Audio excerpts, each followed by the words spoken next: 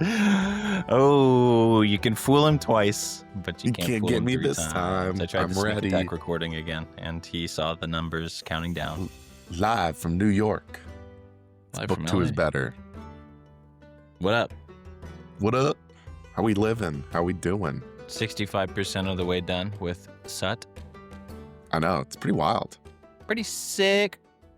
Pretty long book. Dude, this is a chunky boy. I wish I had the physical copy, because it's just like, if you're reading a book this long on Kindle, it sort of feels like it never will end. Right. Oh, turn your fan off. Oh, shit. Sorry for the background noise, fellas.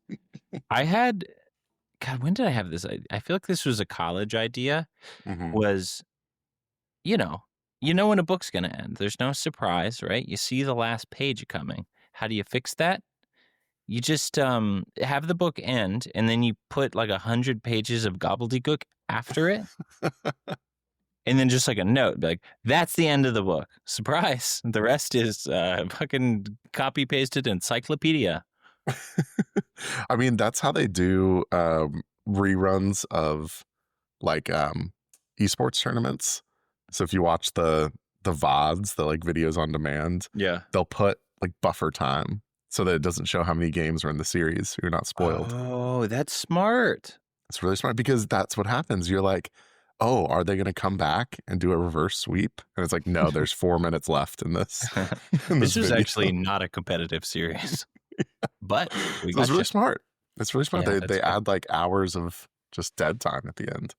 I think we'll know, though, if Sanderson puts out a 1,600-page sequel to Wind and Truth. Like, surely not. What was his all? Was it like I Am a Stick? Was that his? What was his? In Shadesmar. Yeah. We need 1,600 pages of that. I Am a Stick. Or just a novella from the perspective of Stick. I Am Ship. There was like some author that released multiple endings of her book and shipped them out so that people would argue over what actually happened at the end. Really funny. Dude, I can't remember if it was for Queen Sarah J. Maas or Queen Rebecca Yarros, but so sorry if I'm slandering one of them. One of those ladies cut a deal with like Borders and Barnes & Noble and Amazon to have exclusive physical copies of their books that had exclusive smut scenes that were not in the other books. So you had to like buy 8 copies of the book to see Xander's cock from all possible angles. That's so Which absurd. I did. And then you splice them into one mega book. Yeah. I really love just getting a taste of McKinsey Consulting in my fiction. Yeah. I mean, it's all about the bottom line. That's what makes good writing. We got to move units, baby. Woo woo. I've been a little upset because there's this new bookstore in New York that keeps advertising on Instagram that they're the first ever romance fantasy only bookstore. And It's not the Ripped Bodice? It's not the Ripped Bodice. Oh, no. And no, I'm like, thank you. You know nothce. Bodice heads unite. Burn that store down. Yeah. And I did see some angry comments that were like, oh, what about the Ripped Bodice? I'm like, hell yeah. Well, they sell more than romance. We actually sell fewer books. We have a much worse selection, but it is only romantasy. That was literally their argument. It's like, it's only fantasy and romance. It's like, that's one whole section of this store. That's a technicality, my friends. Yeah. We did go to Rip Bodice way back in the day, and we bought a book called No Good Duke Goes Unpunished. And we really have been toying with releasing that as like a bonus ep. I think we might have to after this series. Before we get into another serious book. Like serious set of manly novels. Yeah. I'm not going to lie. No one has reached out about wanting us to do Shoe Dog. So I think that one's off the table for now. But if anyone wants to hear the No Good Duke Goes Unpunished episode, again, we'll do it if a single person asks. So. That's the power that you have is if you email us anything, we're probably going to do it. If you're like one of our hate listeners and you just want to make me and Travis have a bad week, just tell us you want to hear the No Good Duke Goes Unpunished app. We'll do it. I got it sitting on my bookshelf. I made sure it was there the other day. I'm a dancing monkey. That's all I am. Do a podcast monkey. Okay. The much promised bit. Bad Sun Eater fanfic ideas. Okay, well, hold on. We What? are covering chapters 47 through 66. Hold on. Sorry. Can you say that again? I laughed. Chapters 47 through 66 of Shadows Upon Time by Christopher Ruocchio. Book 7 We of are the book Sun 2 Eater is better. series of sci-fi novels. If you're here, you know what we're doing. There's no shot you stumbled into this as your first listen. Yeah, based on listenership numbers, it's pretty much all repeat customers. Also, can we talk about how good we are at marketing that we released coverage of a book the day it came out, expecting people to immediately listen? Man, I felt so stupid. We were talking before the show. I was like, man, we got to take this one real seriously. I feel like there'd be a lot of new listeners because it's a new release. As soon as it came out, I was like, hold up. Nobody's read this book. What are we Like, fucking doing? the book's not even out. The pre-order hardcover copies were out the 18th. And we're like, man. get the episode out at 9 a.m. Meanwhile, like some dude is like, my copy is still not available in India for 5 days. Yeah, it's like we were saying that while some guy's like, where's the audio book? I'm in India. Oh my God. Okay. So anyway. Well, listen, we're not in the marketing business. We're in the insightful analysis business. But I'm proud of us. I'm proud of us for getting it done by day one. So yeah, we did a good job. It's our last week of Sun Eater, though. It's crazy. Actually sad. I was thinking about it today. Yeah. Okay, could we do fanfic? No one gives a fuck about what you're saying right now. Fan fiction. You do, because you have 2, so I think you go first, so we could do a bang, bang, bang, and then be done. Okay. Title: Raising Darathama. That's 2 men and a baby. After the destruction of the sun on Garadine, Hadrian heads back to Annika to build a life with Selene, Uncle Alexander, and baby Darathama, who he raises on his own. Love this. What was that movie? Was it called The Babysitter? It was like With, Vin Diesel, and he just was a babysitter, but also like a cop or something. It's that vibe. It's the same vibe. Yeah, and it's a comedy, right? It's absolutely a comedy. Like he's raising a child to be normal, but it keeps like biting people. He's like, Darathama. It's not what we do in school. Darathama's fucking 8th grade teacher. We found him sucking the blood from one of the rats that we were gonna dissect. It was freaking everyone out. He keeps bullying the birds. Yeah. Hadrian has to come in and speak perfect bird. He's teething. Okay. I'm sorry. I really like that. That's really good. Thank you. I don't have a title, but what I do have is an idea for an entire 7-book series. Oh my God. Okay. So as you know, this series, we understand, is going to end up with Hadrian blowing up a sun. I think we're all on the same page there. I'm not convinced. I'm actually the least convinced I've been in 7 books that he's going to blow up a sun. But kind of with you on that, or it's not going to be what we think it is. But let's just say face value blows up a sun. Sure. Blows up a sun. And we've also been getting this whole matrix theory about reality being a construct. We're living in a machine. Mm-hmm. He blows up the sun. We realize that's true, and he was being manipulated by Karn Sagara to destroy the machine. And he wakes up in the real world, and Karn tells him that the battle has only begun and there's another sun to be blown up. And then we start the exact same plot for another 7 books. I kind of love the idea of Karn just throwing him into different universes to like fix it. Yeah. And it's just him and the demiurge, like Osmosis Jones and the white blood cells. Exactly. Yeah. So that's the idea is Karn is Morpheus and Hadrian has to do just blow up one more sun. But the thing is, it's a great idea because you can just keep ripping that. It just could be nested universes that need a sun to be blowed up. Totally. Yeah. I mean, every universe needs its sun blowed up. Blow up our sun. I don't care. Dude, I feel like I need to rewatch all the matrices after this series. I rewatched Matrices #1 because Gaffy'd never seen it, and it holds up great. Frankly, yeah. It's much shorter than I incredible. thought. It's like 2 hours. The fashion, first, very in vogue right now. Just a great watch, and some of the CGI was still like really good. Yeah. I mean, it's like for how old it is. I mean, it's awesome. Like I still think about like hiding behind the pillars and like the. Oh my God. matrixing the bullets. Blah, blah, blah, blah. Yeah, fantastic. And So cool. Elrond as Agent Smith is just Yeah. unbelievable. Okay. Did you ever watch the Animatrix? I watched it when I was a kid, and I felt like it wasn't for me. I felt like I I was think too young. I think we got to give it another shot. I've been hearing some good stuff about it. Yeah, it was like that came out in that animated movie, A Scanner Darkly.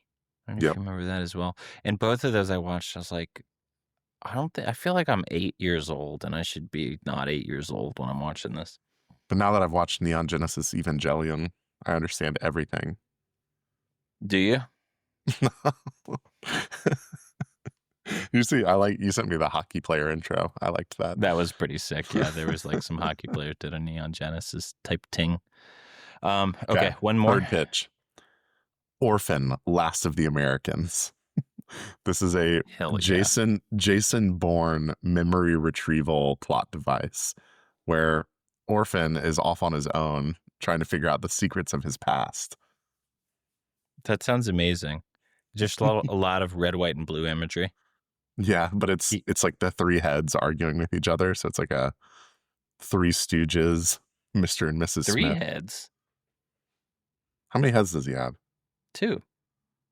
Why do I think he has 3? Honestly, with that hog he's got, you might be saying he has 3 heads. He has a third leg. I know that for sure. Yeah, honestly, maybe it won't come up again, but I think this is, for some reason, the moment when we realize Orphan has a giant dong. Yeah. What's up I mean, with that? he is 9 feet tall, so proportionally, it was bound to be that way. Yeah. Ruocchio, what are you doing, man? All right, 2-headed freak guy, 1 high voice, 1 low voice, giant dong. Thoughts? It's like, this character rocks. Do we need the giant dong? Oh, we need it. I mean, he's not complete without it. Okay. Well, I like that. I like Orphan finding like an M16 on a sandy planet and walking around and yeah. Figure it out. Where's Cheyenne? Who am I? Yeah. We were also talking about I had to hit a lot of the audiobook in this section because I was on a big old drive.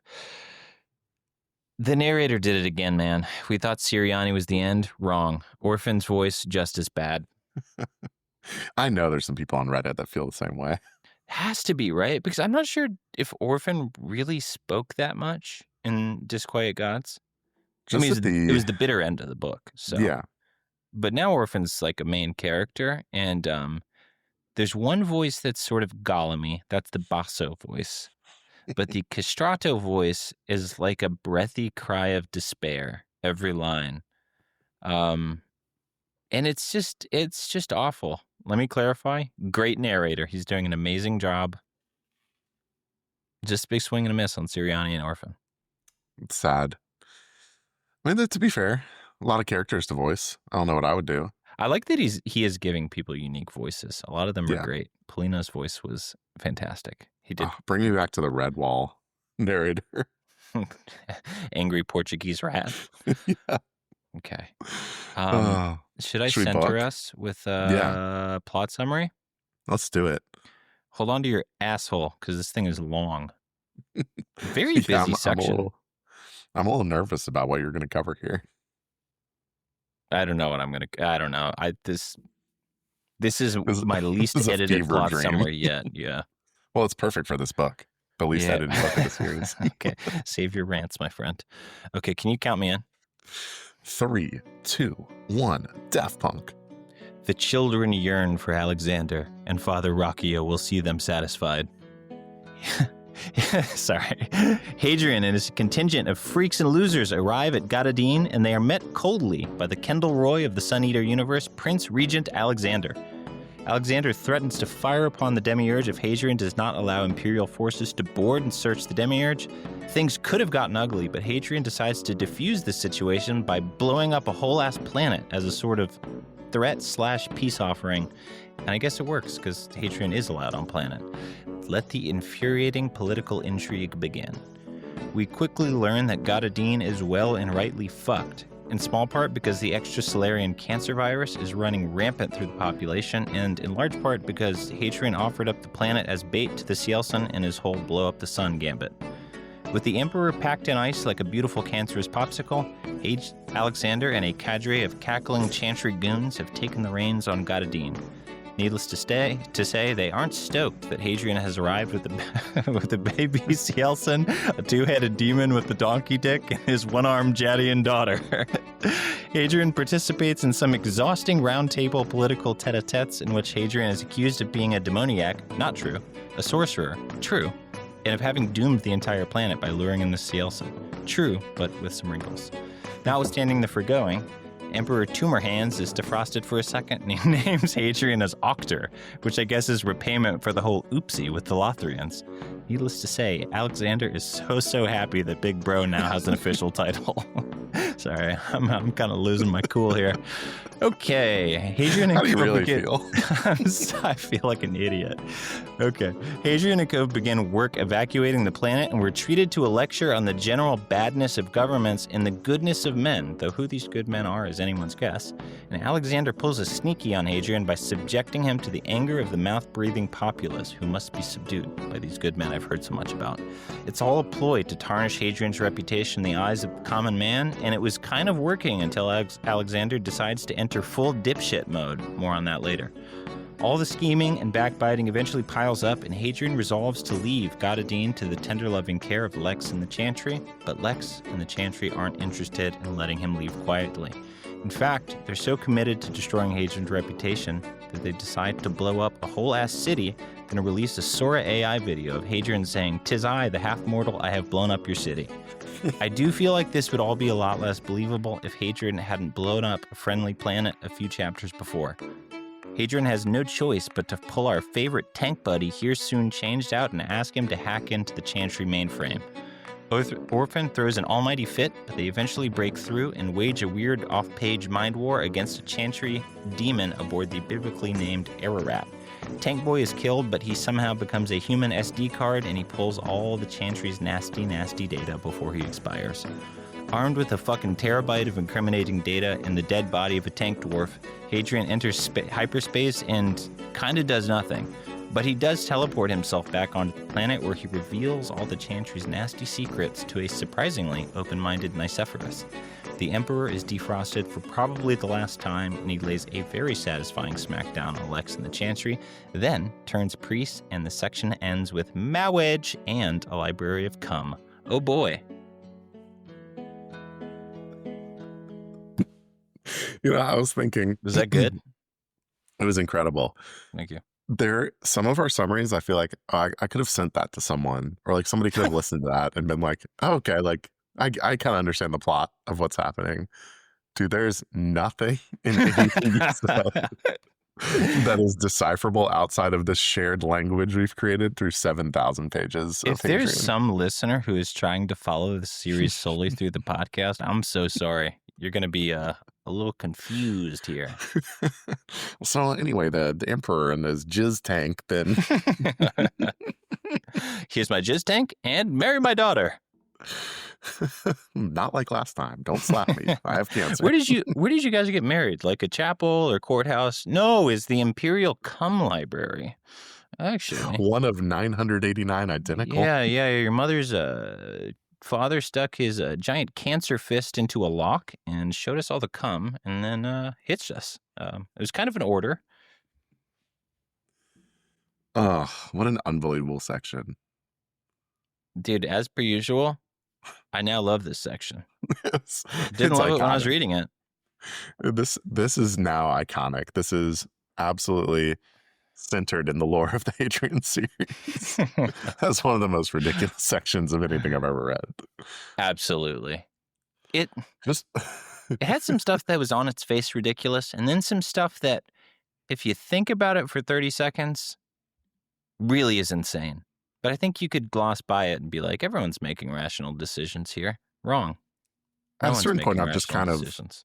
accepted I'm along for the ride. I'm just grooving. Yeah. I feel like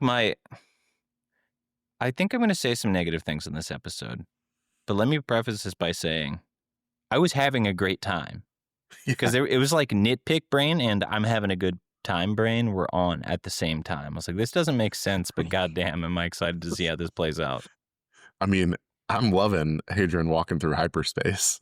I'm also giggling at its blade was red fire for the fucking third time. While he's holding the body of a dead dwarf god that has become a memory card. So he can planet walk to see his best friend Emperor, who's what is the description of it? A lopsided bullfrog. I thought that was one of Ruocchio's so best good. descriptions. Oh, man, the cancer virus is horrible. It's truly horrific. He's really good at writing this body horror shit because we get a lot more of the cancer stuff as we're going around Gadadin. And Extrasolarian's cooked on that one. That shit is frightening. Yeah. I mean, I'll give him a lot of credit. Like, he is one of the best descriptive writers I've ever read. I mean, it's brutal. He's a good ideas guy for sure. Great ideas guy. You always bring him into the writer's room. Really bad politics. Terrible. Yeah, man. Like The West Wing written by Ruocchio would be the worst show of all time. But somehow written in the same style. I was watching an episode of Brooklyn Nine-Nine last night, and it had two characters from The West Wing fighting as the parents drunk at a Thanksgiving, and it was really great to see them out of character doing that. It made me happy. Man. Okay. Where do we want to start? Do we want to start with the whole entry to the planet being blown up thing? Let's talk about his entry, and let's talk about Alex. Yeah, because this is like the Lex arc. Pretty tidy little arc, actually. True. I mean, there's not a lot of detail in it. This is a horrible entrance. This is broadcasting to the whole planet. We will, you are the anvil and I am the hammer and we will kill them. And he's like, I just blew up a small planet that had 36 people on it. Sorry. But I value each and every one of these peasant farmers' lives, I promise. See what I just did? I could do that on your behalf instead of to you, which I will do if you don't let me land. I love Honestly, that he gets though, offended. It works. It works. But I love that later he gets offended when like random peasant farmers don't trust him immediately on sight. It's like, you know what I loved the one detail when it's the Chantry goons are like, you blew up a fucking planet. And he's like, yeah, no one was on there. No one died. They're like, not true. There were people there. He's like, oh, I will remember them. That said, I would do it again. It's the classic Hadrian will kill millions of people as long as he doesn't see a single face. And as soon as he does, he's going down to save them. As long as my daughter's not on that planet, I don't give a fuck. Yeah. But also, can we talk about how he's coming back in like shame and defeat? Like they killed like, what, 5 nine Cielson world ships on Danu? The Cielson attacked 336 planets at once during Danu. That's tough. Although, listen, I'm going to come to Hadrian's defense. When we get to the interminable roundtables that we get with like fucking Lord Bourbon and all those people, everyone's like, you lost at Danu or whatever. I was like, okay. Our boy did kind of cook. Yeah, he didn't kill a watcher and Siriani wasn't there, but he did as well as anyone has ever done in a single battle. I do get a little defensive because I'm like, oh, what are you going to do better? You can't even, like, you didn't even know how to punch a Cielson until you guys 2 books are just ago. Sitting here jacking off. Like, come on. Yeah. But, okay, here's my theory. If Hadrian had any social skills at all, this entire arc could have been avoided. Thoughts? If he had any friends.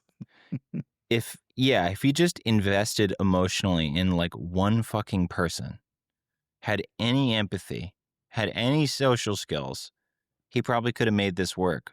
But he's a psychopath and no one fucking likes him. He's useful, but no one likes him, and that's not politics. Does he have like a single, does he have a friend throughout the series where their friendship like ends well? No. Gibson, maybe? He's got, definitely Gibson. That's like a father figure thing. Like Polino Switch, and all those people that got killed. Switch he broke up with. Lorian, things aren't looking good. We got some book left. His ex-girlfriend named her Yeah. grandkid after him, but hates him. Basander doesn't count because he thinks Hadrian is literally Jesus. So Yeah, that doesn't count. that's not a friend. That's a worshiper. A2 is just trying to bang his daughter. Jesus Christ. Yeah, Poor no, guy. he's But yeah, not. he doesn't engender people to his cause very well, besides like scaring them into subservience. It is a weird thing where he can like. He's good at creating, like, making a myth out of himself, and it's like he's more interesting to people who haven't met him than people who have met him. It's like the legend of Yeah. Hadrian is quite effective, but once you actually meet Hadrian, it's like, oh no, this guy sucks. Okay, putting myself in his shoes, if I was like 1,000 years old, Yeah, I would have no patience for anybody. yeah, but I mean that's true. I think he is like starting in Disquiet Gods. This is his old crusty sailor era, which is fun. But also, he did have a few hundred years before that to try to build up like alliances in the imperial court, and did a pretty horrible job of that. Yeah, and it must also be exhausting to have to show up somewhere and be like, "Hey, I know a whole lot more than you do, and I'm gonna have to show you a slideshow that you're not gonna believe right now. Okay. But we're gonna need to watch it together to have Okay, any real let's put a conversation." pin in Hadrian having to be the one to show the slideshow, because Versus the Chantry and Emperor that know everything. that is going into my bucket of shit that doesn't make sense if you think about it for 10 seconds. Mm-hmm. Okay, so planet blown up. Octor time? Are we talking about Octor? Yeah, and we're off to see the Emperor. Finally, we're gonna see him in Finally. person. This felt right. Yeah. That he was named Octor, but it felt like all kinds of bad shit was going to happen as soon as he was named, because pretty much everyone on planet does not want him to be Octor. So Uh, okay, before we get into the politics, my favorite fun fact of this is that the court in the imperial residence all wears powdered wigs. oh yeah, of course. That's the most absurd thing. Why is there a planet called Shakespeare and one called Dude, Renaissance? dude, I saw that and I couldn't You know even what? handle it. Immediately memory hold it. Yeah, well, okay, why is this doctor Jewish? Let's get into that. Yeah, if Dr. Vrabel, shout out Mike Vrabel, coach of the New England Patriots. Yeah, dude, that was the craziest shit I've ever seen. What they were making some incredibly important decision, and Hadrian turns to Vrabel and says, "You're a Jew, right?" It's like, what? Not the time. Oh, it was when they were deciding whether they should defrost the emperor. Yep. And he's like, I'm just gonna fuck this guy's Jewish. I'm gonna destroy his religion right now. I gotta make sure It's like that way I later when respect he no like one's space beliefs. he spacewalks in. The guy's like, how did you do this? He's like, I walked, you Jew. Like, what are you doing? What are you I came here through the power of not your Jewish God who doesn't exist. Don't you believe in miracles? It was such Yeah, a weird dig. that was a thread through this whole section, is that now that Hadrian knows the nature of the universe, he's not content to let people just have their own beliefs anymore. No, poor Edouard is like, and Basander, they're all basically believing in the same thing he is, but he's like, well, have you met God? Because I have. Yeah. And I know that religion is quite a personal thing for most people, and you should generally respect their beliefs, but fuck you. Again, terrible social skills. Right. That is the common thread. I think that's the big thing here is But I have to say, sometimes it's okay to be wrong. I don't even think his social skills were the problem with, well, okay. His social skills aren't the problem with Alexander, but he probably should have insulted him at a party 1,000 years ago, because he's still pretty pissed about that. I think someone with social skills could have patched that one up. They did have like multiple years of travel together after that incident. Just a real heartfelt apology. Buy him something nice. Just be around. Be a nice guy. Yeah. Alexander probably should have gotten over that one. You know, it's two wrongs, but one of them could have made it right, I would say. Okay, let's get into this character arc because he is a pivotal person in this book, way He more than I thought stinks. he would be. He stinks. He's a loser. He's a rat. He's a rat and a loser, and he's a weak man. Yes. Despite the fact that we get a really weird, like in the initial encounter when they're just communicating, Hadrian's still in orbit. Hadrian Mhm. offers like a strangely glowing description of Yeah. Lex. Where he's like, "Ah, he actually just looks like the Emperor now," and he's like, "He's not even a chess man; he's a chess master." Yeah, he's like Um, glazing him for no reason out of which like is an interesting thing to say when we get to see Lex's tactical acumen over the next few chapters, because he is a fucking moron. okay. I don't think I'm not as harsh on the plan as maybe you are The because plan is bad. okay, the plan could have been better if the guy couldn't spacewalk. Okay, we're gonna save some of this stuff. Anyway, anyway, but yeah, Lex is a complete dick. He's so mean. He's yeah, he's a dick, and everyone's piling on and making Hadrian feel bad about not killing Ushara and all that shit. Except the Nipponese commander, who is Yeah, straight to business. He's like, okay, what do we got to that do? was that was fantastic because yeah, eventually they have a round table. Hadrian pulls out his video wafer, um, and shows also really cool because we were saying like we didn't really get to see Ushara ripping ships apart. Yep. Ruocchio knew we wanted to see that, and he gave it to us, and it was I was very super happy. cool. Super I was very cool. happy to see that. I'm glad we did. And it definitely I thought that was actually my favorite part of the slower Mhm. geopolitics section because like putting yourself in the shoes of an average general is just like hilarious in that moment. Yeah. It's like, I'm sorry, what? Okay. But yeah, mask off moment. Mhm. Hadrian just shows them what they're up against. And it's like, well, let's get ready. Also, I invited it here. So I hope y'all are fine with that. Um, and I will say, for all the shitting oning of Hadrian, I do understand that their gut reaction to "I invited this thing here" was like, "What is wrong with you? There are so many people here." Also, I don't know. It's because it depended on the fleet being there. That's the only way the plan would have worked. But I was like, could he have invited them somewhere with not 2 billion people? And he's also like this raving mad lunatic who has like a god ship that nobody knows how it works or what it's capable of, but he's just Yeah. shouting that he can totally kill them. But it didn't work when he just tried it. Like it's a really dubious plan. Yeah. I get the skepticism, but what I do not get is that Chess Master Lex and Emperor William, who has done no wrong, and the Chantry have not felt that the time has been right to notify their military or all of the powerful houses that there are giant evil gods who might be coming to kill them soon. What a fumble.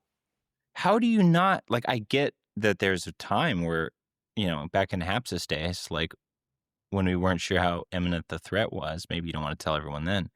Right. Now you got to know. You just got to tell people because Hmm. it's coming and soon, and you have to defend.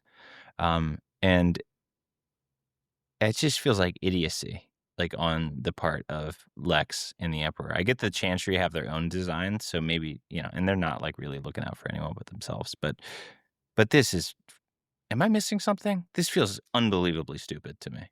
No, they want everyone to be in the cave while they stare at the shadows of the wall, you know? Yeah. Well, the cave is about to get ripped apart by Ushara in Yeah. soon. So, Peekaboo. I'm yeah, here. here are my fucking psionic hands. Um, Do you want to so have my babies? I'm just saying, like, for all the Emperor glazing, this is an unbelievable fuck up. Yes. This is a legacy destroying fuck up to have not prepared for this. And it's really weird because the emperor's entire personality and why he's holding on to his life at this point is to like see the war through to its end. Yeah. But you're going backwards. You're like not preparing for you're not using your weapons that you have hidden on the planet. You're not using your fleets in a coordinated way. You're not telling your generals what they're up against. Like, how do you No. expect to win? You've like, you have a small group in Hapsis, some of whom know that the Watchers are out there. and you've sort of been working on the side to do it, but like, fucking come on. And he also As knows soon, that the Chantry have all kinds of shit that they could be yeah, using.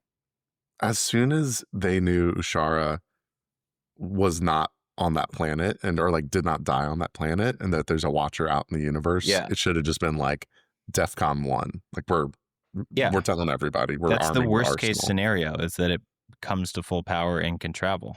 And Yeah. that happened. And I just don't get it. And I really don't. I mean, we'll get into this later, but I don't understand the Chantry's goal in all of this. Power. Like, I understand the power No, consolidation, but like, I know. at I'm just at a offering certain point, I'm offering the stated explanation from the book. yeah, but you're like sitting on a throne in a pile of rubble at a certain point. We rule all 4 remaining humans. We lost 1 trillion people. And probably Earth. But But yeah. No, the Chantry, what are they doing, dude? Why don't they just fuck off to some far part of the galaxy and start a little freak conclave? I feel like they'd be just as happy doing that. yeah, I was actually surprised in all of this section, like the 4 years or so that it took them to start evacuating Gadadin. Like, why didn't more people leave? Like, why didn't more like military and fleet members just be like, you know what? I'm not ready to fight this thing. I'm out. That would have been interesting, because That's what the it Tavrosi wasn't did. the most interesting reading, but the whole like mechanics of actually getting people off planet I thought was really cool, and did hammer home the whole, we can get a few, not everybody's just getting off here, and there's no real way to. Just you with the numbers, it's basically like evacuating Earth. Like there's no chance, you can't do it. Well, I like the part that hit home for me was he's like, we're evacuating at about the birth rate of the planet. So like, it's like That's for every devastating. 15,000 that we bring up in a day, Did you like 15,000 the are born. giant lifts? Yeah, Those are kind of cool. they're really cool. Yeah. Yeah. But anyway, so the evacuation itself, like this for me didn't feel great. So I feel like this whole section was designed to make Hadrian hit a new low point that felt like gratuitous and unnecessary for the series. Like it almost felt like Ruocchio wrote it to be like, well, Hadrian has to have like a hit the rock bottom moment in this book. Doing a save the cat outline, and he has to exactly. But it's like, dude, we've hit rock bottom. Like we've been there so many times. We don't need it. We remember. We will never forget. Never. Yeah, I think that's probably like the essence of my complaints about this section is manufactured but not organic tension. And characters doing things that I do not feel is consistent with what we've been told about them or even seen from them in the past. Right. Which is a real bugaboo for me. There's also a huge plot hole because like all these people are starving on the planet. Like, why didn't they just have Nima cook for them? That's a great point. I think the Cielson could teach them a thing or two, but I had to find some food. You think the Cielson eat the cancer people? It's delicious. It keeps growing. Why isn't that the answer that we need? Perpetual food source. Like, Perpetual food we've source. created these tumor muscles that just you're gonna have a fucking Golden Corral buffet, human flesh, forever. But yeah, I got a little sick of the "Am I a good man?" like kind of low points of this section. That was too much, and then things eventually start to tip. Hadrian, I think, shows maybe some sympathy for the common man here, and they're getting ripped apart by cancer. Like things are fucked, but eventually, well, now I'm getting sidetracked. What I was going to go to is the I think a famous quote, what will be from this from this book, which is the there are no good governments, there are only good men. Yeah.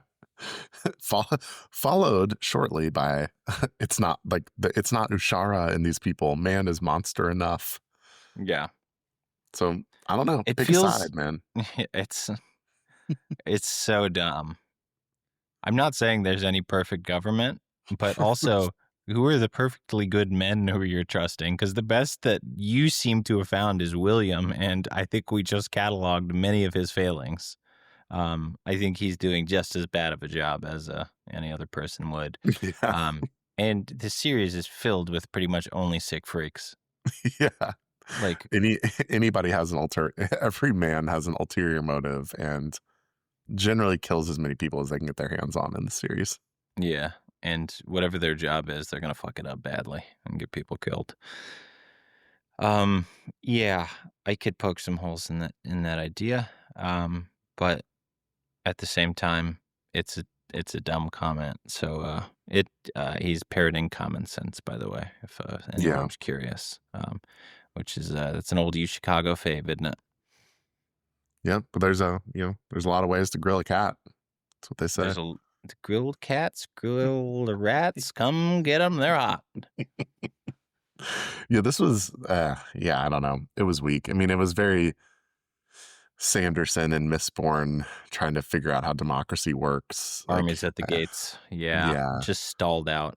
Yeah. hmm But thankfully, in the grand scheme, now that we are at the point in which we are, it's like, okay, it wasn't that long, No, but it and felt interminable for like 6 chapters. I'm gonna say a good thing, even though I'm jumping ahead. But though I did struggle with this arc, the end of it was exciting, and I like seeing Lex Yeah. get smacked down. We'll get there, but I did enjoy that part. Like, there's a lot of setup for that, but the payoff was good for Yeah. me, at least. I don't know about you. Well, let's get into the Um, trap. The trap that yeah. So yeah, Lex and the old Chantry lays for him. yeah. He subjects him to the common man, the ultimate enemy. The old Lothrian 2.0 chase sequence where Yeah, anytime Hadrian's in a convoy, something bad is going to happen. something's bad. If Hadrian is surrounded by just normal guys, he's fucked. Except this time it's excubitors who are just destroying people. A lot of common men get cut in half here, which is bad PR. It's pretty bad PR. That's how you get some signs with your name on it. But he also has like a cult following. Yeah, I actually thought that was Amidst all the- interesting. Yeah, Where he very like cool. sees the path. It's like, oh, if I go with this cult right now, I can lead a revolt to take over the empire. Yeah. And as like the crowd is sort of going into a frenzy, he thinks that he sees Ushara among them, but then it's never clear if he really does. And I think he settles on probably no. People just kind of went batshit on their own. So that was the Was that quote that your I pulled. take? It's, yeah, man is monster enough is basically Yeah. how he sums it up. He's like, it wasn't Ushara. It's just Yeah. the reality of humanity at its worst. Yeah. I was wondering if we'd ever revisit it and get like a final definite no, but I remember that quote. And I think he told Cassandra the same thing. Like, I thought I Mhm. saw someone and it probably wasn't. So we'll see. Wouldn't be surprised if there's some wrinkle there. Yeah. But yeah, so it was a big ass trap.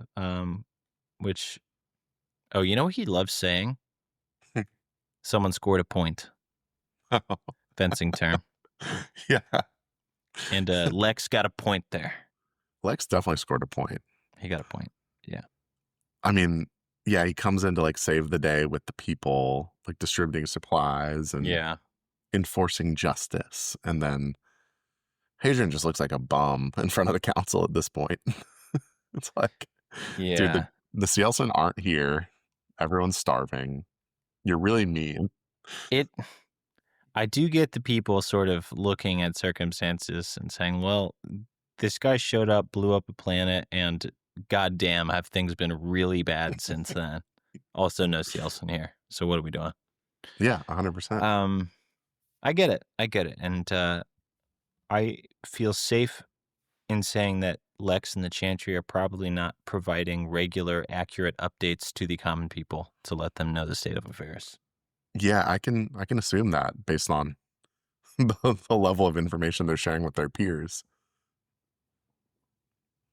Information issues, which we will get It to. is.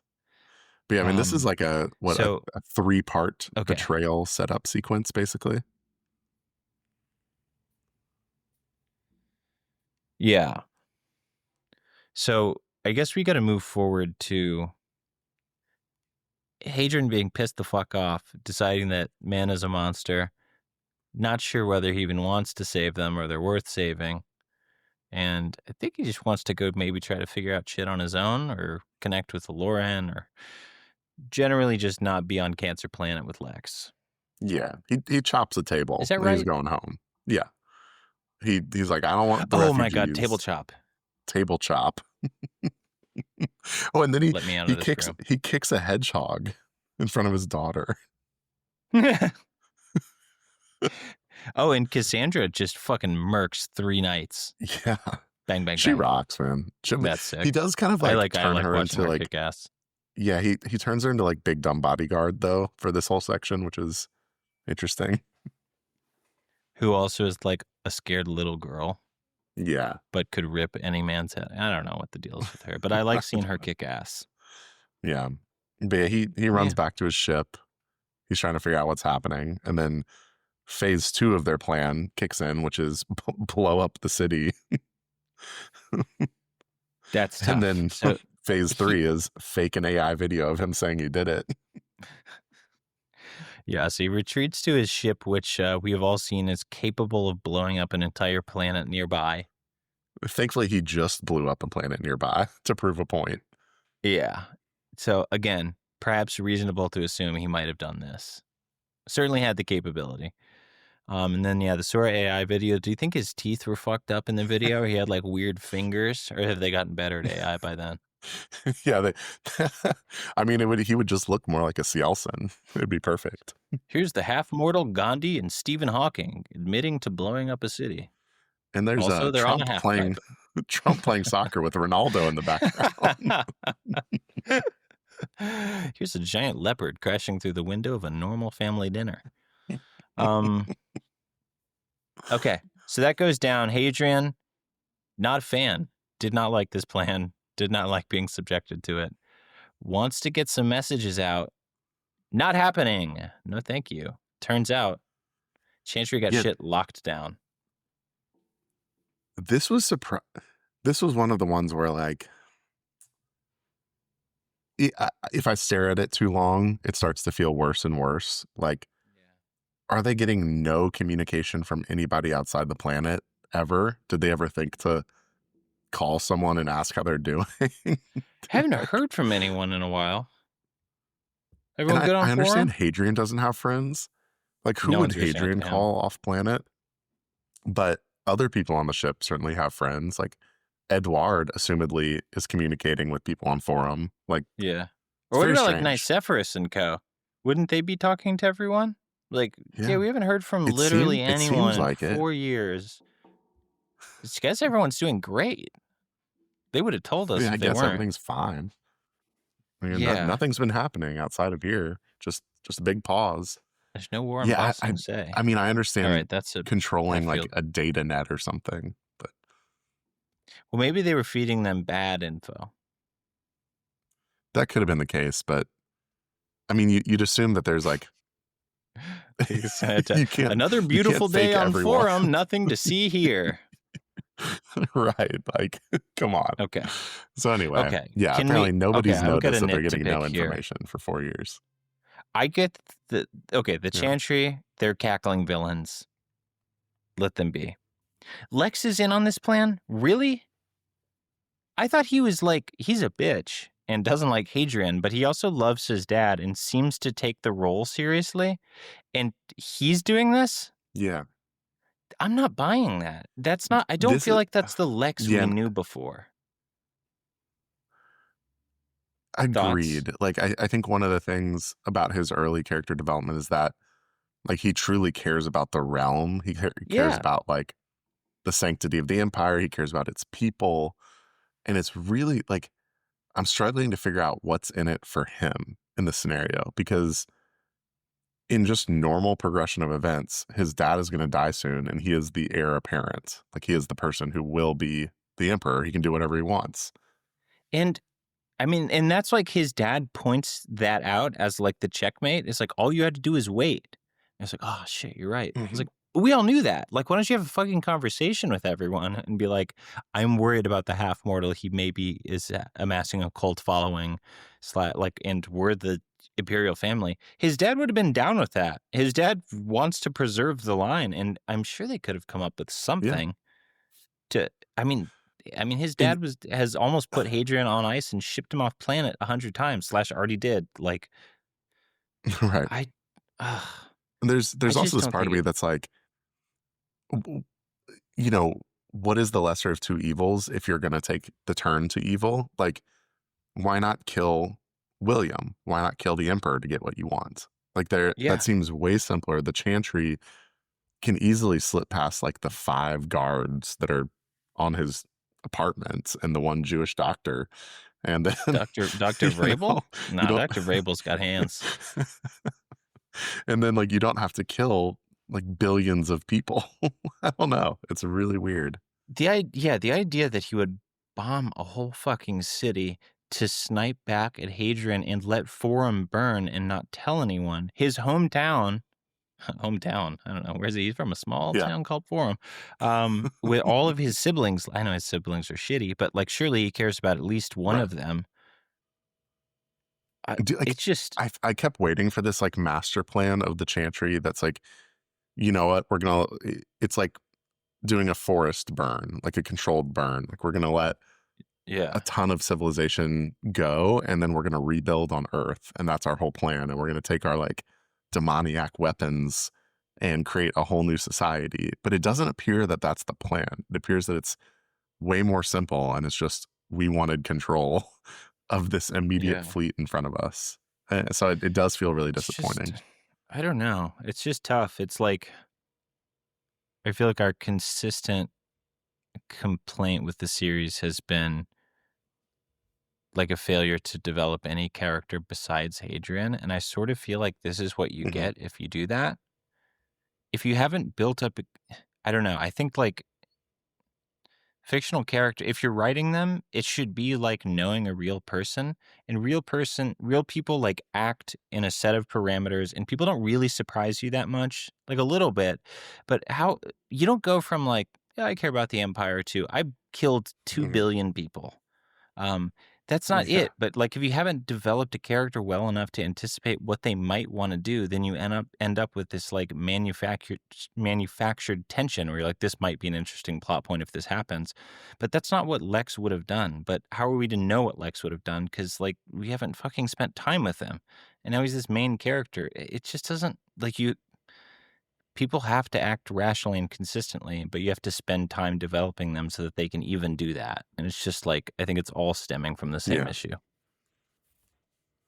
I think not to just belabor the point here, but the other thing that frustrates me is the emotional control that it would take for Lex to know that his entire civilization is crumbling and that he's murdering billions of people and that like you know multiple years have passed and they're Yeah. controlling this info. Like he does not display that emotional control. And it doesn't come off in a way that he's like clever or manipulative. He's like a fiery guy who can't stop insulting Hadrian to his face and keeps trying to duel Yeah. him, even though he knows he's immortal. Like, And this is not the guy who has the emotional subtlety to pull off like a to multi-year stomach that. plot Yeah. like this.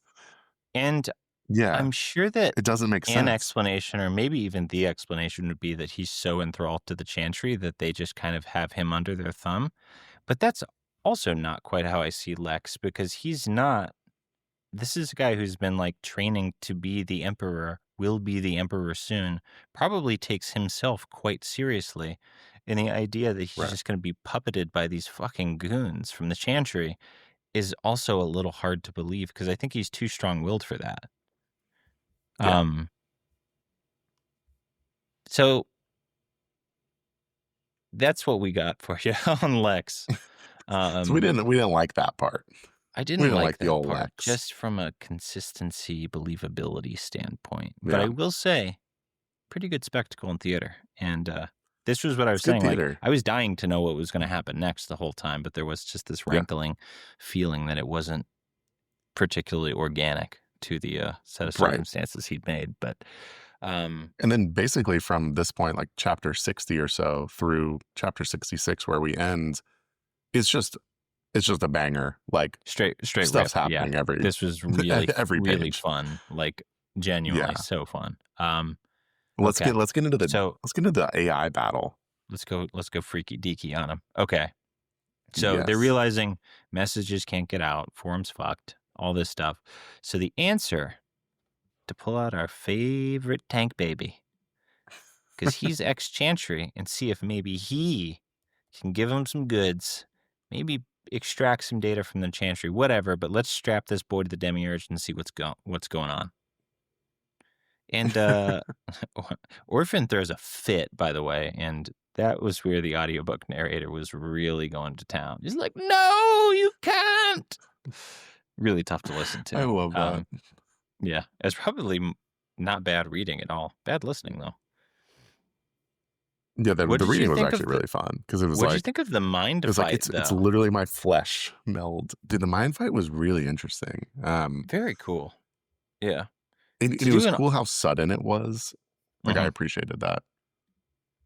And just like that's Um, a very cool move to have this fight that we can't see, that Hadrian's just watching these guys like sweating in the demiurge, like some shit is yeah, going on, but we don't know what. I thought it was really, really cool. right. But then also the Chantry demon D like occupying the body of Hirsun changed and like trying to D. convince everyone. Yeah, that was great. Like he's like, That was Edward, I've fucked. radioed your home planet. Your family's dead. Like, Yeah. That was also just lists Edward's Wikipedia entry for some reason.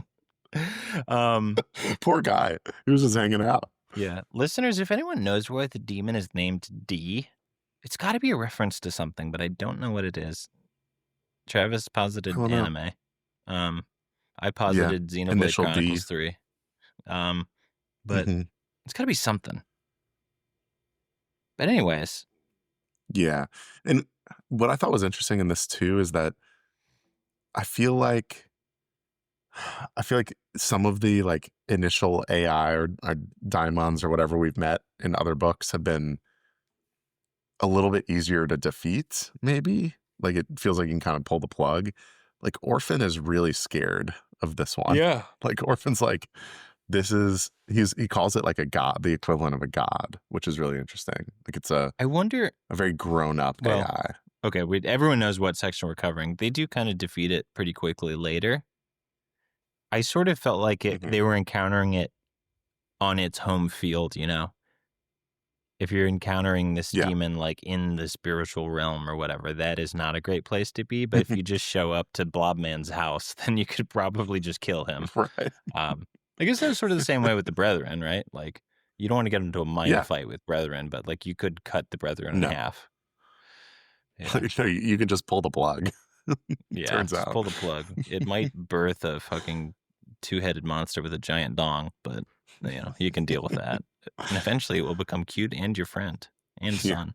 But what I thought was cool too in this section is there was actually a lot of physical, interesting battle and combat along with the kind of mental battle that was going on. So knife missiles make a comeback, which Oh was my really God. exciting. Yeah, Here Soon Changed has just like a little armada tucked away in his little gachapon fucking ball. Just dozens of knife missiles, and they stab the computer flesh blanket, which Yep. is gross as always. I'm glad they made Didn't another like that. appearance though. Yeah.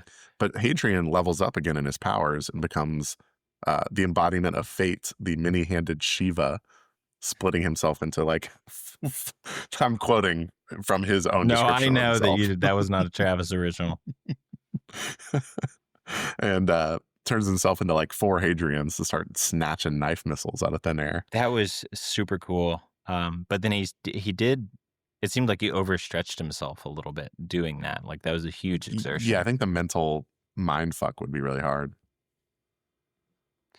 Yeah, that was really cool. Knife missiles continue to be OP, unless Hadrian's around. Yep. But generally speaking. We also get the best phrase in the book in this scene. Low?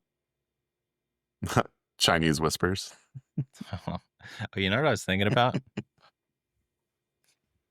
If the audiobook narrator had a Texas accent, like if you got McConaughey to Chinese do it. whispers. I heard them Chinese whispers And coming he from the failed to mouth of a close the demon. killing jar. That would have been the perfect voice for Orphan. Oh, it's so good. Oh my god. Every telegram. Yeah, that was every message. as fun as this chapter was. That was like one of the worst paragraphs Ruocchio's written. To Chinese throw whispers. Chinese whispers, shadows on the wall, and close the killing jar into one paragraph is like just malpractice. We talked about cliche corner last time. It's accelerating, if anything. Oh yeah. Yeah, and we haven't even talked about the interactions between him and Celine being cliche corner. Oh my these God. are truly bad this whole time. Like when he saves her on the planet during the riots, she's like, "Your arm is shield enough, Hadrian." Like there's I don't know. There's a lot of I'm jumping to hyperspace when he encounters Sirianni. But okay. Yeah. I'm gonna read a little bit to you. Sirianni's face cracked as it smiled, chips of stone flaking off like old paint. "I have cut out your heart." I beat my breast in answer. "My heart is here," I said. "Right here." I beat my breast again. "You know where I am, kinsman. Come and face me. Let us see whose god is greater, yours or mine." Come on. You're better than that, Ruocchio. James just pounding his chest and saying, "My heart is here." Come on. That's like I have the high ground level. He was supposed to destroy the Sith.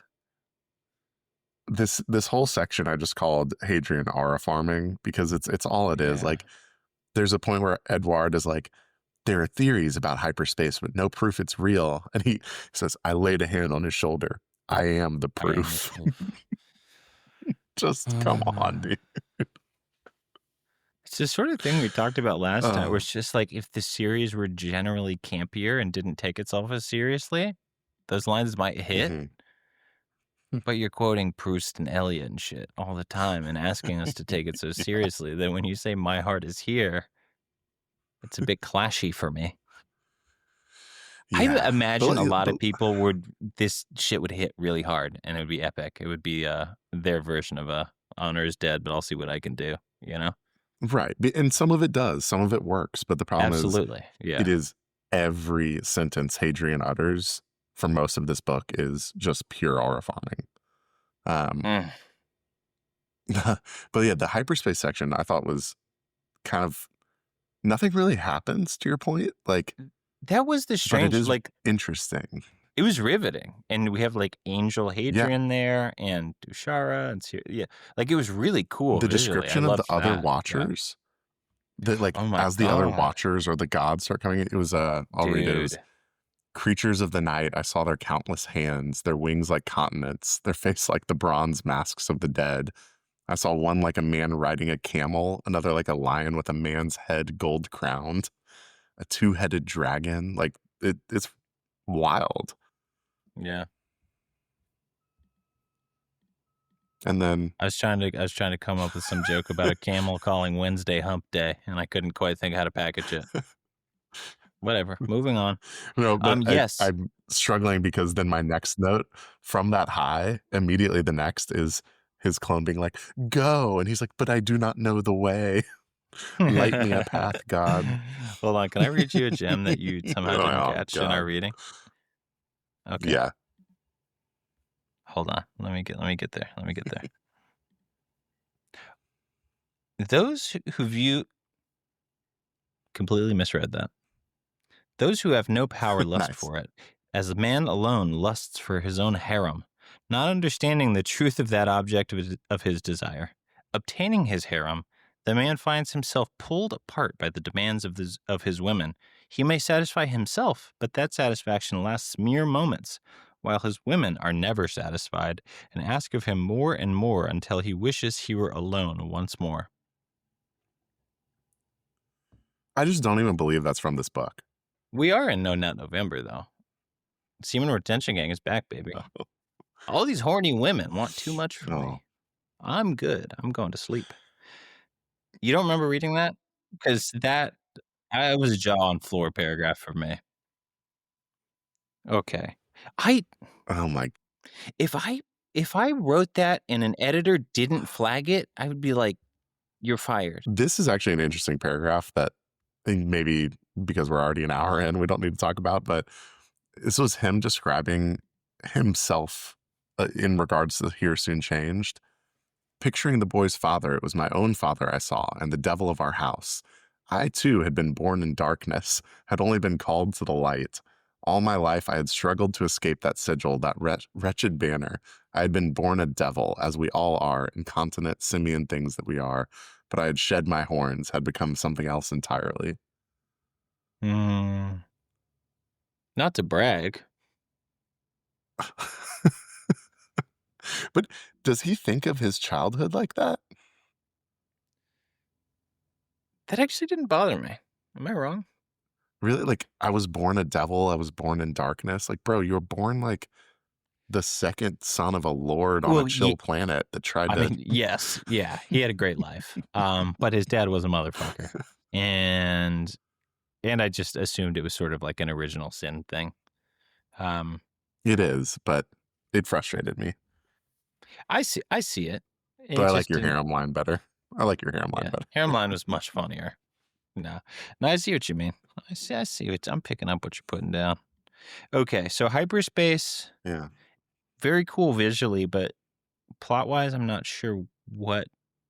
Well, we'll probably go back to hyperspace, so that's cool. I also don't know how he's going to enter it. I didn't think he was going to go. I didn't think he was going to go to the Emperor's ship. I thought he was going to go to the Chantry ship. Yeah, Emperor's ship. Yeah, I mean that's like what actually pushes the plot forward. Is he teleports straight into the Emperor's ship? Pretty good place to be. Yeah, that was surprising to me. Meets a Jewish doctor and Nicephorus, who he continues to completely dog on for being an androgyne, which Nicephorus had no control over. Nicephorus is such a good guy. He actually is looking. He's made his mistakes, but he is doing his best. I think. There's a point where he's like, and at that moment, the whole empire rests on the shoulders of this man who is less than a man. I was like, okay, come on. Fucking, this guy's actually kind of cooking right now and is about to really help you. And again, he didn't choose to be an androgyne. William made him that because he's not a good guy. No, because they forcefully euthanized everyone. William, who has a retinue of slaves and concubines and makes the androgynes who you find disgusting, but is also a perfect man. So fucking crazy. What is going on?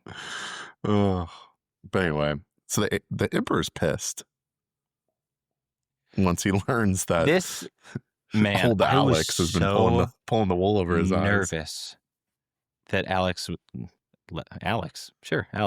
was going to somehow win this argument and persuade him or pull one last trick. I was like, no, just fucking let's just drop the hammer.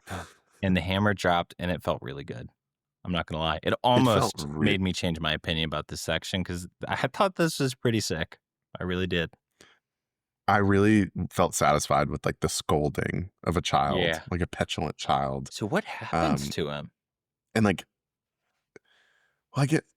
I don't know if that's going to be the end of them. Like, there's a few allusions to like, well, the Chantry have been behaving and they're all in, captivity now. We know they have ninja assassins, so we'll see. And full confirmation that Earth is doing great. Earth is fine. Forum is definitely dead. The Chantry are weird. Did you catch the line where when Hadrian uses god powers to let Lex's sword pass through him, the Yod, one of the Chantry druids or whatever, is like, Yod did not look frightened. He looked almost aroused. Ooh, I could kind of use that. Maybe I can learn it. We should clone him. I was real interested in that. But Hadrian aura farming in a cool way. They're like, fine, fight me, bitch. and just standing Great. there I and love using, that. yeah. Yeah. See that? Epic. That is like a That's great what I'm saying. anime moment. Yeah. That's what I'm saying. Ruocchio makes him Aura Farm in every scene in the book. Half the time I love it. Half the time I'm like, Yeah. come on. But this was like a But resounding win. Also, dude, I also thought like him blowing up the planet to get, as a point, also kind of sick, you yeah, swing no, and it was sometimes you also miss. cool. Yeah. But And no one's Aura I farming guess harder. like in terms of, Go ahead. no, I was going to get to maybe the coolest execution I've ever seen, which is the kiss of yes. cancer. Yes, Who didn't love that's what that? I was going to go to. Who next. did not love that? I mean, kiss the ring, man. Unbelievable. That was just great. That was the moment I was like, man, maybe I've got to accept the Lex arc as pretty good. That was really cool. It was just the little protective bubble popping off and then popping back on, and just it was juicy. And yeah, it's just like, for all the talk that Hadrian has done about William being a good guy, here's like an example of him being a really good, strong emperor, taking in new information, assessing it, and doing the fucking right thing. And not easy to do, right? Chantry are obviously very, very powerful, but William, Right. To his credit, he popped up. He took immediate action and is just walking his way into next step. Like he didn't like stop to mourn or like pity the fact that his entire empire is dead. I don't know. Yeah. Another thing that I thought was strange was there's a whole back and forth about like Lex is the only viable person to be the successor. Right. How? Because there's hundreds of children, you mean? Yeah, there's some others. And like, I think given what we've seen from him, if you had just probably anyone else, what if you just found the dumbest one and is like, hey, we're going to let you have 400 wives and you are going to drink and gamble all day and don't even worry. Don't even worry about what's going on in the empire. Nicephorus has got it. That would be better than Lex. You're talking about the Crispin theory? the Crispin approach? Yeah. Bring in Crispin. I don't give a dye his fucking hair red. Who cares? Yeah. I wasn't buying that Lex is now the worst option because he let Forum get blown up, blocked all communications, bombed his own city. Just anyone else will do. But did you? And let's set up. I guess now we have to go to. We got a new heir. Celine.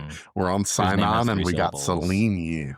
Celine. Did you feel that coming? Because I was like, Celine's right there. She seems fine. But it still felt like good and satisfying when she was named. Maybe you didn't like this. I don't know. It was okay to me. I think I've been a little frustrated with like Celine's dialogue. Like I think she's actually can be one of the better developed characters at times, but then other times she feels like full on damsel in distress mode. Yeah. And when it's like juxtaposed with Cassandra, who's like kicking people in the teeth, it's like, okay, well, she's not my favorite female character in this scene. Yeah. And when Hadrian spies on her from was hyperspace, satisfying. She's like crying and pounding a pillow with her fists because her boyfriend might have killed 2 billion people. That felt really juvenile. Just I also love that he just left her behind too. Didn't he try to speak to her though? I thought he might have. Oh yeah, maybe. I don't even know. Yeah, he was zooming through hyperspace. He was flying by the seat of his ass. What are you gonna do? Okay. Yeah, what did you think about the sign on this last section? The hidden bunker. Cum library? Or the hidden bunker with weapons that are 10,000 years old that still work? All right, I'm just going to do my number drop here. This is a planet that takes 917 days to see an entire rotation of one Earth day. That is one of 989 secret bunker installations that are all synchronized around the galaxy with immediate technology, like, it makes no sense. Well, no, And it they're bonded contains particle stuff. 41,000. Yeah, of course. It contains 41,472 nukes from 10,000 years ago. There should be a scene. They're counting them. 4,171. Oh no! There's the one's missing. Oh my god. It's the Man. start of like a Harrison Ford movie from the 80s.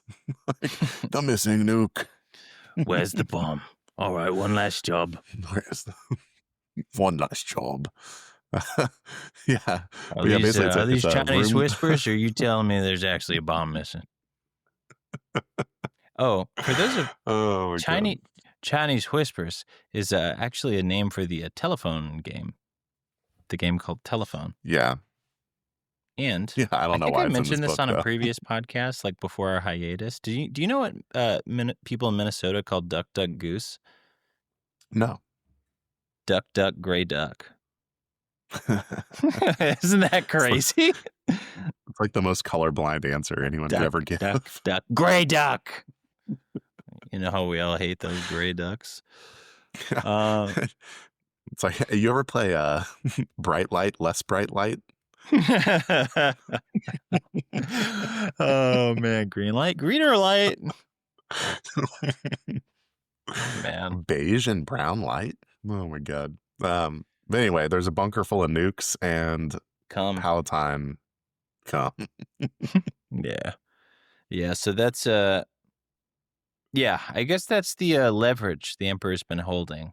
We know that like you need the emperor's blessing to reproduce or whatever, but he keeps all the genomes in a freaky bunker that you have to unlock by fisting it. And also, the door looked like a beehole. I don't know if you caught that. Yeah. Yeah, it's just pure beehole. Because he It's just a described it. I was like, ridiculous scene. he was describing. I was like, beehole. And he's like the petals of a flower. I was like, all right, well, I'm done. And that is the site of Hadrian's wedding. In the Imperial Cum Library / bunker. Yeah. Would you make of the emperor like maintaining leverage by holding everyone's genomes hostage? Because no one can reproduce naturally, like all the Palatines. It feels more impactful if they don't live for hundreds of years. They could just adopt. Yeah, like maybe I'm just not. I've never the thread of like genomics and like I don't inheritance in the Palatine ranks like has never really done it for me. So yeah, I don't know. This one was like, okay, well that's interesting leverage, but I Yeah. don't know. The Jadians have that technology, and Yeah. Or you could just make a are beautiful homunculi that bad? Gilliam. Gilliam was fine That's and what I'm saying. nice. Yeah. Is Gilliam, is Nicephorus that bad? Is Gilliam that bad? You No. telling me you wouldn't like to have a little Gilliam of your own? Good sword fighter. Better guy. Yes. So that's where we leave it. And we've got Yeah. well, by pages, like fucking 300 pages to go. Which is crazy. 30% of this book left. We got 30, well more, 35%. I've seen some comments online that are like, this was a great book. I loved it. It was 200 pages too long. And I think we're probably going to end up with a similar sentiment by the end of this. Yeah. Although, man, how many 1,000-page books have we read that are truly tight? Like, right. I like truly the only one I can think of is like Words of Radiance. I was like, that was pretty exciting the whole way through. But like, certainly every Stormlight book has, This it's book's got good been pretty moments exciting throughout. all the way through. Yeah, it's got good moments throughout. And I think this is definitely, if we reread this, I bet this is one of those, we look back and the Lex thing was like 4 chapters and we just kind of breezed through it. But I mean, that's basically what it already felt like by the time I finished the section. I was like, okay. Yeah, and because I kept texting you. You were like, I'm sick of this. And I'm like, just read 2 more chapters and then you'll forget it entirely happened. Yeah, and even like we said, even though we found parts of it frustrating, the end was like pretty great, I thought. So I would say most sins are forgiven on my part. Can you believe what we're at the end? We're about to Here's my read and figure out what happens. here's my non-prediction. I think we're gonna get at least 150 pages post sun blowing up. What do you think? Yes. I don't know what they're gonna be, but It's I don't think it's like sun blows up epilogue.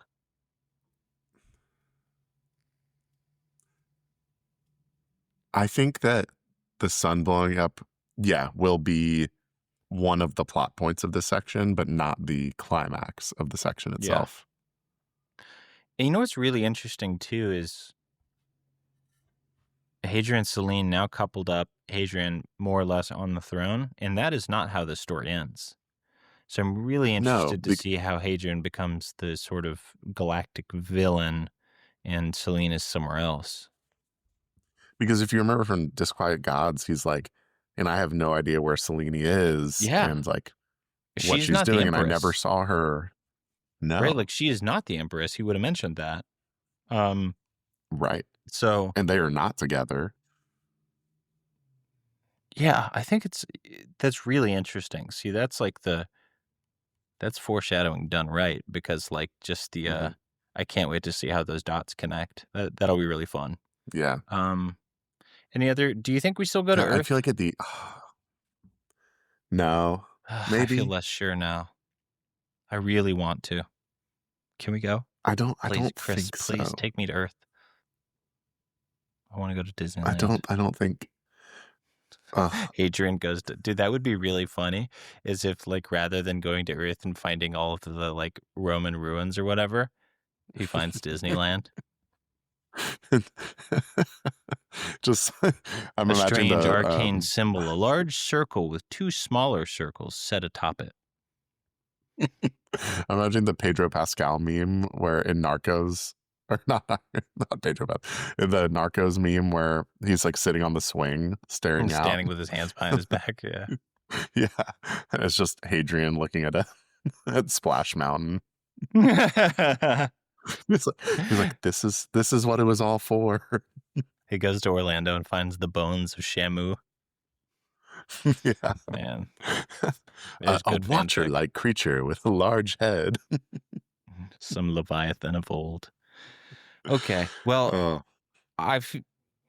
listen, if you're still listening at the hour 20 something mark, this was a bit negative. I understand that. But we liked this more than it sounded like. Negative. No, the Lothrians will have the crown for a very long time. Yeah. But no, there was some genuinely really fun stuff. And it was good cinema, even if I don't know, it wasn't clicking for me. But I bet a lot of readers enjoyed this section, and I would not be surprised if we were sort of outliers for being this negative about it. So, dude, if you're 8 years in and this is the payoff, you're hyped right now. Like you're so pumped about these developments. Yeah. No, there's fun shit. And I'm pumped. I'm excited. Left me a good taste in my mouth and very excited for what comes next. I'm probably going to read tonight. Yeah. Think about that. Or I might hop off and do a little reading myself. Yeah. Go crazy. Hey, it's your world. Have fun with it. And read it, listeners. I'm going to watch. Or watch 4 episodes of Kingdom on my laptop. I have to understand the battle between in and so. No, Angela, I'm busy. The TV is mine. Man. Okay. So we'll be back in like a week. I'm excited. Are we going to do, is there a chance we do 2 episodes? No. Only if we get like 100 pages in and everything's changed and we have to. Yeah, if it's just a full lore palace again, then maybe we do something, or we just do another 2-hour episode. That'd be fun. But the plan is to just charge on, and I think we can do it. I believe we can read 300 pages. It's Okay. mainly we spent about 15 minutes per chapter in this podcast. So we're gonna have to do a little better than that next time. But Yeah, this probably shouldn't have been an hour and a half episode, given how little we read. I don't know. It was for a busy, night, though. This was so busy. there's Think a lot about that going on. summary. There's a lot going Yeah, on. think about that horrible summary I wrote. Okay, well, thank you again for listening. Let us know how you're liking the book, and we'll be back in roughly a week with the exciting sun explosion-y conclusion of Shadows Upon Time by Chris And Rock. and a full synopsis of episode 1 of Raising Darathama. Yeah, we the next episode is us just hammering out a screenplay in real time. Don't even need to finish the book. I know what Ooh, I want to talk about. All right, play that Yeah. theme outro music. He's on Bye. trees. Yeah, Bye. eat some fucking cheese. Eat some cheese with your fat girlfriend from Wisconsin.